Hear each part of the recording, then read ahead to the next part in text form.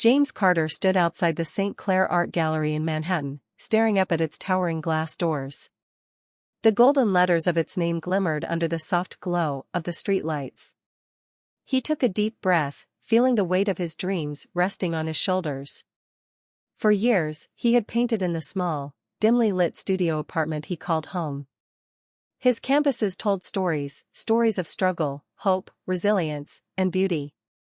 Stories of a young black artist who had poured his soul into every brushstroke, hoping that one day, the world would see what he saw. Today was supposed to be that day. Clutching the portfolio that held the very essence of his work, James stepped inside. The gallery smelled of fresh paint and polished wood, a scent that always reminded him of the artistic world he longed to be a part of. The walls were adorned with extravagant pieces, abstract swirls of color, hyperrealistic portraits of the elite, and massive sculptures that towered over the guests milling about. He had seen many of these pieces before in magazines and social media. But as beautiful as they were, James knew deep in his heart that his art was just as deserving of a place here. Approaching the front desk, he caught the attention of a tall, silver-haired man in a tailored suit, Richard Langford, the owner of the prestigious gallery. Richard exuded an air of superiority, his piercing blue eyes scanning James with barely concealed disinterest. James took another deep breath, steadying himself before speaking. "Good afternoon, sir. My name is James Carter, and I'm an artist. I was hoping to speak with you about a possible opportunity to showcase my work here." Richard barely spared him a glance. Instead, he adjusted the cuff of his designer blazer and let out a soft, amused scoff. "Oh," he said dryly, finally looking James up and down. His eyes lingered on the young man's worn-out hoodie, faded jeans, and scuffed sneakers. There was no mistaking the judgment in his gaze. James was used to it. He had seen it before, the way people in the art world measured talent not just by skill, but by wealth, pedigree, and status. But still, he held out his portfolio with quiet determination. Richard sighed, taking the portfolio as if it were an inconvenience rather than an opportunity. He flipped through the pages lazily, barely giving the paintings more than a passing glance, before snapping it shut and handing it back. "I'm sorry," he said, his tone dripping with condescension. "We only showcase artists with real talent. Try the community center down the street. They might have a spot for people like you." The words landed like a slap. James felt his stomach tighten, but he refused to let it show. He had worked too hard, sacrificed too much, to let a man like Richard Langford crush him with a few dismissive words. For a brief moment, James considered arguing. He could tell Richard about the years of practice, the sleepless nights spent perfecting his craft, the growing online following that admired his work. He could show him the articles written about his unique artistic style, the messages from strangers who had been moved by his pieces. But he knew it wouldn't matter. Not to Richard. Silence stretched between them, heavy and suffocating. The faint sound of laughter and clinking champagne glasses from the gallery's VIP section filled the air, reminding James of just how unwelcome he was in this space. Clenching his jaw, he nodded stiffly and turned on his heel. He walked out of the gallery, his grip tightening around his portfolio, his heart pounding, not with sadness, but with something much stronger. Determination. Let them underestimate him. Let them turn him away. One day, they would regret it. One day, he would walk back through those doors. Not as an artist begging for a chance, but as the man who owned the entire gallery. The rejection at St. Clair Art Gallery had burned in James Carter's mind like a brand, but it didn't break him. If anything, it fueled him. While others might have given up, James did what he always did, he worked harder. He retreated to his cramped, paint-stained studio, where canvases leaned against every available wall, each one filled with the emotions he couldn't put into words. He painted through the nights, fueled by ambition and a hunger that no one could extinguish. His hands were constantly smeared with color, his clothes ruined by splashes of paint, but he didn't care. This was his life, and he would prove to the world, prove to himself, that he belonged. But he knew talent alone wasn't enough. The traditional art world had closed its doors on him, but the internet? That was a different story. James started sharing his work online, posting his paintings on social media, engaging with followers, and telling the stories behind each brushstroke. His art resonated with people. His pieces weren't just visually striking, they spoke to the struggles and triumphs of everyday life. The loneliness of chasing a dream. The fire of resilience. The beauty found in pain. One post turned into 10. 10 turned into 100. And soon, his following grew. At first, he sold paintings for a few $100s, enough to cover rent and supplies. But then, something unexpected happened. A well-known art blogger stumbled across his work and wrote an article about his raw talent, calling him the artist the industry overlooked. The article went viral. Suddenly, art collectors, influencers, and celebrities were commenting on his posts, messaging him, wanting to buy his work. His prices skyrocketed overnight. A piece that had once sold for $500 was now being auctioned for $50,000. Then $100,000. And then came the moment that changed everything. One night, James uploaded an image of his latest painting, a powerful, haunting piece titled Unchained, a sprawling canvas of bold strokes and vivid colors that told the story of breaking free from the past. Within hours, it was being shared across the internet, art critics calling it a masterpiece. Then the bidding war started. At first, the offers came in at a few $100,000. Then $1 million. Then $2 million. The numbers kept climbing. By the time the auction ended, the final bid stood at $5 million. A billionaire art collector had paid a fortune to own a James Carter original. James sat in his studio, staring at the notification on his phone, his hands trembling. He had done it. In the blink of an eye, he had become one of the most sought-after artists in the world. His name spread like wildfire across the art scene. Galleries that once ignored him were now begging for a chance to feature his work. He received calls from curators, invitations to elite art events, and even offers from luxury brands wanting collaborations. The same industry that had shut its doors on him was now scrambling to open them.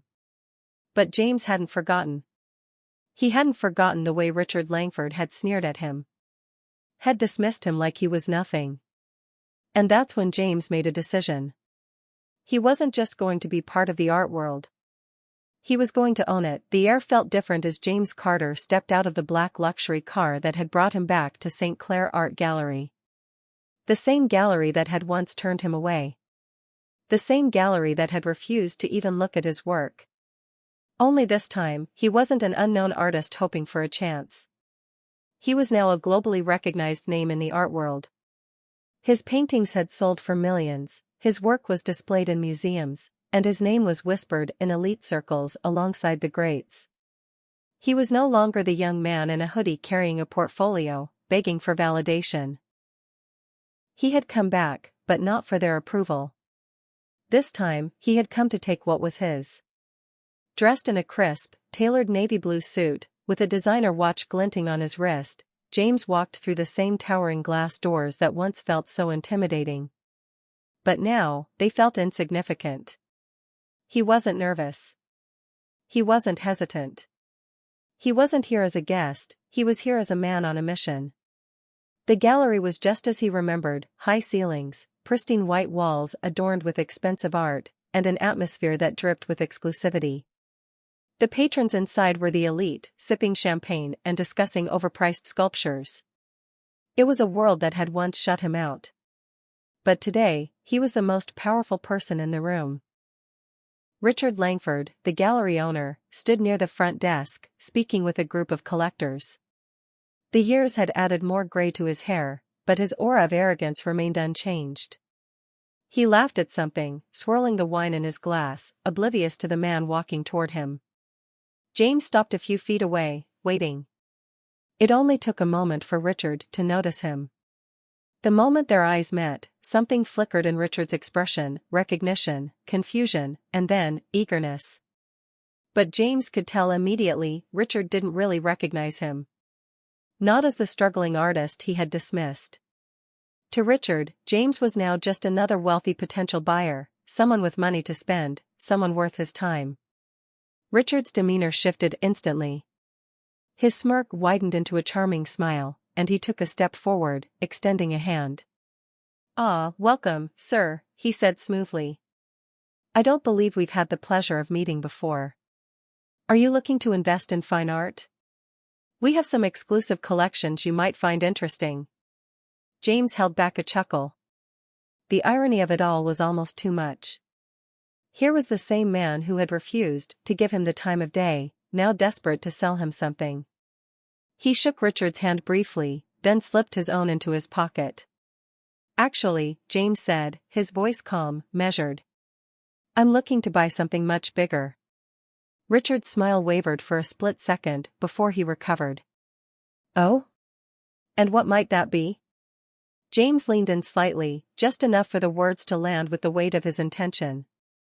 "Your gallery." The color drained from Richard's face. For the first time that evening, he was speechless. There was a beat of silence before Richard let out a forced chuckle, straightening his tie. I'm not sure I understand," he said, though his voice had lost its earlier confidence. James tilted his head slightly, letting the moment stretch. Letting Richard feel the power shift. "I did my research, Richard," James continued, his voice smooth but sharp. "Your gallery has been struggling for the past year. Declining sales. Fewer collectors. A reputation that's growing stale." He paused, watching as Richard stiffened. "And I happen to know that you're looking for an investor, or better yet, a buyer." Richard's jaw tightened. "That's a bold assumption," he said, his voice clipped. "This gallery is worth a fortune." James smiled, knowing that the next words would strike exactly where he wanted. "And so am I." Another beat of silence. This time, Richard had nothing to say. He knew who James was now. It was written all over his face, the realization, the recognition, the shock. You're James Carter," Richard finally breathed out, the name tasting bitter on his tongue. James gave a slow nod. "That's right. The same James Carter you turned away not too long ago." He let the words sink in before adding, "And now, I'm here to buy you out." Richard opened his mouth, then closed it. He looked around the gallery, as if searching for someone to save him, but there was no escape. He was trapped. James knew he could drag this out. He could humiliate Richard the way Richard had humiliated him. But he wasn't here for petty revenge. He was here to take control. "Let's talk business," James said smoothly. "Unless, of course, you'd rather keep watching your empire crumble." Richard swallowed hard. He had no choice. James had one. And the best part? This was only the beginning. For a moment, Richard Langford stared at James, then let out a sharp, incredulous laugh. The kind of laugh that masked discomfort. The kind that men like Richard used when they wanted to pretend they were still in control. "Huh. That's a good one," he scoffed, shaking his head. "You think you can just walk in here and buy my gallery? This place is worth millions." James didn't flinch. Instead, he reached into the inside pocket of his blazer and pulled out a sleek leather folder. With quiet precision, he opened it and slid a stack of crisp, official documents onto a nearby marble counter. Richard's laughter faded. James tapped the papers lightly. "Go ahead," he said.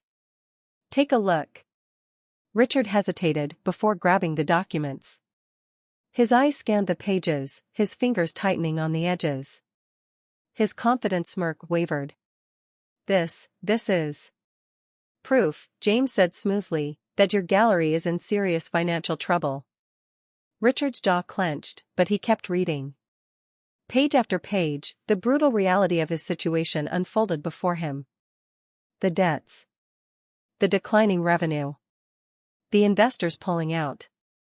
The dwindling client list. The fact that St. Clair Art Gallery, once a symbol of exclusivity and power, was now bleeding money. How did you get this?" Richard finally stammered. James smirked. I did my research. See, when you're rich enough, people are more than happy to sell you information. And what I found out? He leaned in, lowering his voice, just enough to make Richard sweat. Your empire is collapsing.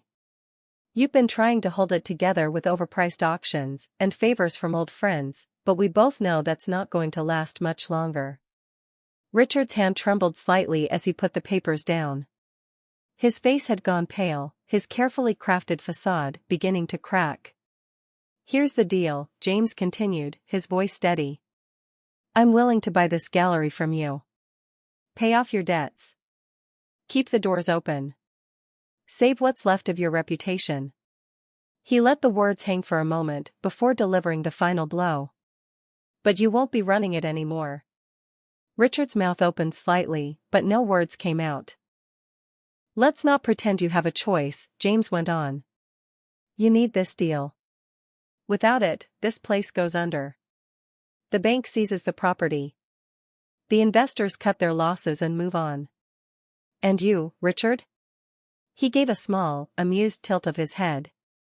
You'll be lucky if you can get a job managing a gift shop. Richard inhaled sharply, his fists clenching at his sides. He was a proud man, a man used to power, to control. And now, that control was slipping through his fingers, right in front of the very person he had once mocked. Of course, James added, tapping the contract, you could refuse my offer. Walk away. Try to salvage what's left. He gave a pointed glance around the gallery, where guests continued sipping champagne, oblivious to the destruction happening right in front of him. But we both know how that's going to end. Silence stretched between them. The only sound was the faint murmur of distant conversations and the gentle clinking of glasses. Richard closed his eyes briefly, then exhaled. He was cornered, and he knew it. Slowly, he reached for a pen. His fingers hesitated over the paper before he finally signed his name at the bottom of the contract. James watched, a quiet satisfaction settling in his chest. When Richard finished, he put the pen down with a sharp click and looked up at James, his expression unreadable. I hope you enjoy your little victory, he said, bitterness lacing his words. James smiled, tucking the contract back into his folder. Oh, Richard, he said, shaking his head. This isn't my victory. He glanced around the room, at the art, at the space, at the future that was now firmly in his hands. This is just the beginning. And with that, James extended his hand. For a long moment, Richard simply stared at it. The same man he had dismissed, belittled, and humiliated was now standing before him, not just as an equal, but as his replacement. With a resigned breath, Richard shook James's hand. And just like that, the gallery belonged to the very man it had once rejected. The year had passed since James Carter had taken over what was once the St. Clair Art Gallery. Now, it stood reborn, not just in name, but in purpose. Gone were the cold, sterile walls that once only displayed art from the privileged few. Gone were the overpriced, soulless pieces that catered to the wealthy elite with no real appreciation for the struggle behind the brushstrokes. In its place stood something new, something alive. The Carter Gallery. The name shone proudly in elegant black and gold lettering above the grand entrance. Inside, the space had been completely reimagined, warm lighting, inviting displays, and walls adorned with works that told real stories. Paintings from up-and-coming artists, from street muralists to self-taught visionaries, lined the gallery. Sculptures crafted from reclaimed materials stood proudly in the center. Digital installations played mesmerizing moving art. This wasn't just another high-end gallery. This was a revolution. And tonight, on the grand reopening, James Carter stood at the heart of it all. The energy in the room was electric. Artists, critics, collectors, and admirers from all walks of life filled the space, admiring the masterpieces that had been given a home in the Carter Gallery. Reporters snapped photos, their headlines already forming in their minds. From rejected artist to industry icon, James Carter's triumphant return. The scent of fresh paint and fine wine mixed in the air, but the true intoxication was the feeling of change. James stood on an elevated platform near the center of the room, dressed in a tailored black suit that spoke of both sophistication and defiance. His presence commanded attention, and as he took a step forward, a hush fell over the crowd. He glanced around the room, his gaze settling on familiar faces, some of them artists he had personally sought out, people who had been overlooked just like he once was. Many had never seen their work in a gallery before.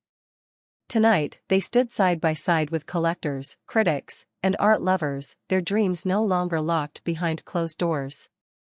And then, his eyes landed on him. Richard Langford stood near the back of the room. No longer the powerful gatekeeper of the art world, he was now just another guest, just another face in the crowd. Richard's posture was stiff, his expression unreadable. But James could see it in his eyes. The weight of loss. The bitter taste of regret. James let the moment linger, before turning back to the audience, a smirk tugging at the corner of his lips. He tapped the microphone, and the room fell into complete silence. "This gallery," he began, his voice calm but filled with meaning, "used to turn people like me away." A murmur of agreement rippled through the crowd. Some nodded. Others exchanged knowing glances. People of color. Self-taught artists. Those who didn't come from privilege or have connections. Those who were told their work wasn't refined enough. Sophisticated enough.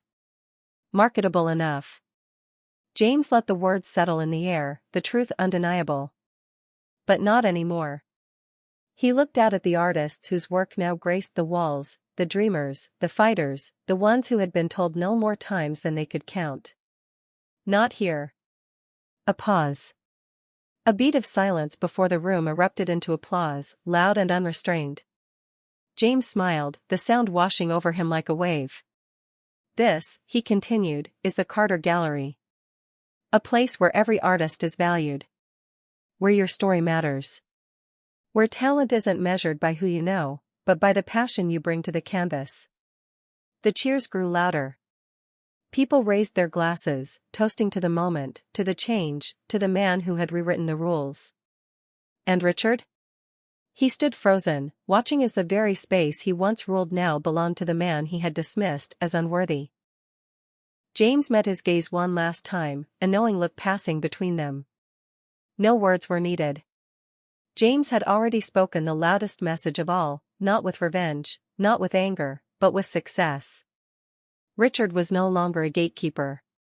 He was just another spectator in a world that had moved on without him. And James? He wasn't just an artist anymore. He was a king.